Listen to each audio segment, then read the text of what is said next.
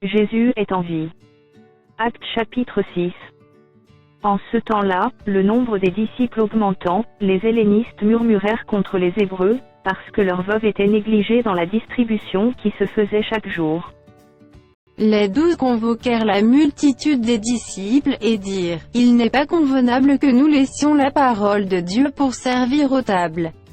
C'est pourquoi, frères, choisissez parmi vous 7 hommes, de qui l'on rende un bon témoignage, qui soit plein d'Esprit Saint et de sagesse, et que nous chargerons de cet emploi. Et nous continuerons à nous appliquer à la prière et au ministère de la parole. » Cette proposition plut à toute l'assemblée.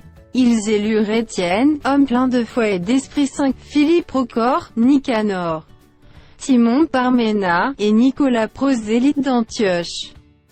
Ils les présentèrent aux apôtres, qui, après avoir prié, leur imposèrent les mains. La parole de Dieu se répandait de plus en plus, le nombre des disciples augmentait beaucoup à Jérusalem, et une grande foule de sacrificateurs obéissait à la foi.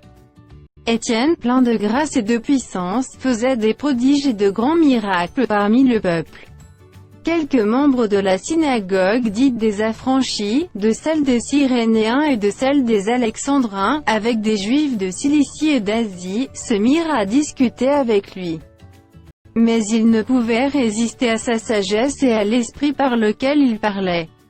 Alors ils subornèrent des hommes qui dirent, « Nous l'avons entendu proférer des paroles blasphématoires contre Moïse et contre Dieu. » Ils émurent le peuple, les anciens et les scribes, et, se jetant sur lui, ils le saisirent, et l'emmenèrent au Sanhédrin.